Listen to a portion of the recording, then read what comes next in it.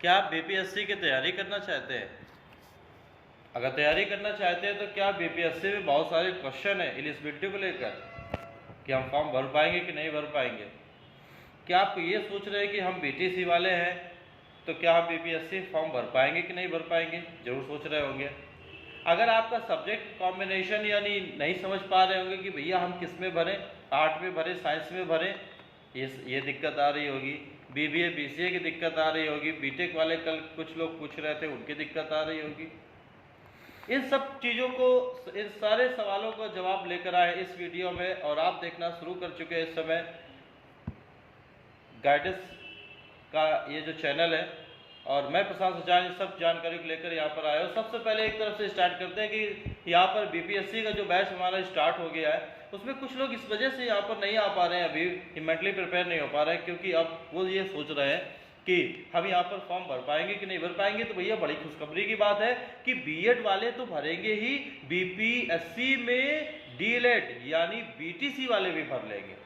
आप इस बात को जान लीजिए, यानी सभी लोग भर सकेंगे, इसमें कोई दो राय नहीं है। दूसरी बात, आप यूपी के हैं, यूपी के हैं मतलब बिहार के बाहर स्टेट के हैं, तो आप as a general candidate treat किए जाएंगे। ये बात हो रही है लड़कों की, यानी लड़कों को वो सारे नियम आपके लगाए जाएंगे जो वहाँ पर बिहार में जनरल कैंडिडेट के लिए लगाए जाएंगे, क्योंकि आप दूसरे राज्य के हैं। अब बात आती है लड़कियों की, क्या लड़कियों की क्या समस्या है? सारी एलिजिबिलिटी तो वही है, लेकिन सब यहाँ पर लड़कियों के लिए उन्होंने और यहाँ पर चांस दे दिया है। कई बच्चों को ये समस्या है, खासकर लड़कियों को, कि क्या सर 82 नंबर में हमारा यहाँ पर अगर आए हैं, किसमें सी टेट क्वालिफाई होना चाहिए, जूनियर लेवल का एटलीस्ट उसके 82 नंबर होने चाहिए। अगर इतने हैं तो आप फॉर्म भर सकेंगे भाई। इस बात को फिर से रिपीट करते, कोई कंफ्यूजन मत रखिए, आपको 90 प्लस नंबर लाना अनिवार्य नहीं है। उसमें साफ साफ इंस्ट्रक्शन दे रखा है, हमने बहुत अच्छे से देख लिया, समझ लिया है कि अगर आप बाहर स्टेट के हैं, गर्ल्स के लिए केवल बात चल रही है, लड़कों की बात नहीं चल रही है। अगर आप लड़के हैं तो भाई साहब बीटीसी में करे हो चाहे बीएड करे हो, आपको सीटेट जूनियर में 90 प्लस नंबर लाना है लड़कों के लिए, लेकिन लड़कियों के लिए 82 प्लस नंबर है अगर, तो आप फॉर्म भर सकते हैं, गर्ल्स से आप नौकरी कर सकते हैं। बात समझ गए? इसके बाद एक समस्या आपको और आ रही है, यहाँ पर किसकी समस्या है? यहाँ पर कि हमें सब्जेक्ट का कॉम्बिनेशन का लेकर, इकोनॉमिक्स का है या इस तरीके से है। तो आपको बता दें यहाँ पर साइंस और आर्ट दो में बटा हुआ है। हमें कई लोगों को ऐसे सब्जेक्ट हैं इनको समझ नहीं आता अब किस में जाए।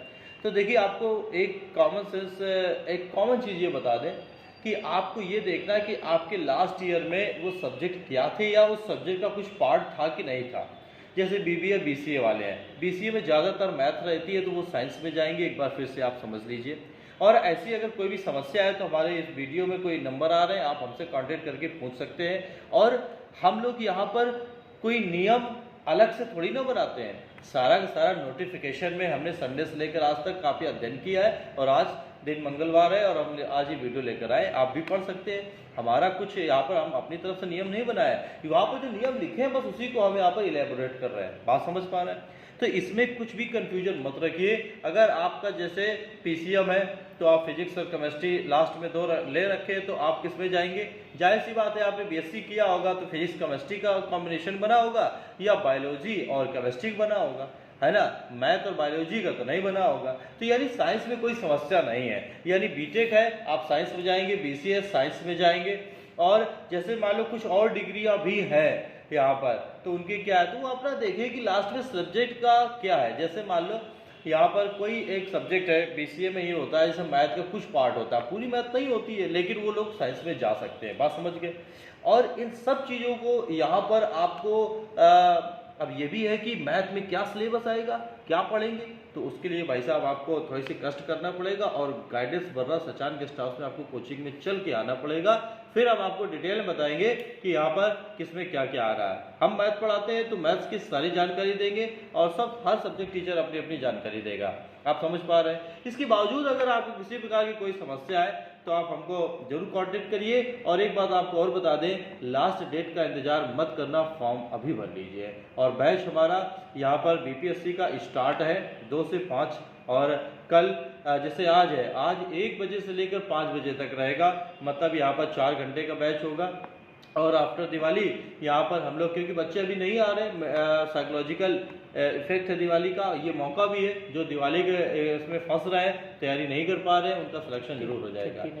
तो अब एक बात ध्यान रखिए, हम लोगों ने ये तय किया है कि दिवाली हर साल आती है, लेकिन बीपीएससी जूनियर पहली बार आया है, तो हम लोग दिवाली की छुट्टियां नहीं मना रहे हैं और दिवाली को हम लोग क्लास यहाँ पर चला रहे हैं, और दिवाली में कम से कम 6 से 8 घंटे की क्लास, मिनिमम 6 घंटे की क्लास लगाने का हम लोगों ने प्रोग्राम बनाया हुआ है। तो आप समझिए, यहाँ पर हमको कोई मतलब नहीं है, हम सब दिवाली भी कुर्बान इस बार की, और आपका सिलेक्शन हो जाएगा तो आपकी मिठाइयों के साथ हम लोग फिर से दिवाली मना लेंगे, क्योंकि हरिवंश राय बच्चन ने कहा भी है कि बिना सिलेक्शन के कुछ नहीं है, और जिस दिन सिलेक्शन हो जाएगा यहाँ पर उस दिन के लिए बस यही लाइन आती है कि मंदिर मस्जिद बैर कराती, प्रेम कराती मधुशाला, दिन में होली रात दिवाली, रोज कराती मधुशाला, और मेरे भाइयों राह पकड़ तू एक चला चल मिल जाएगी मधुशाला।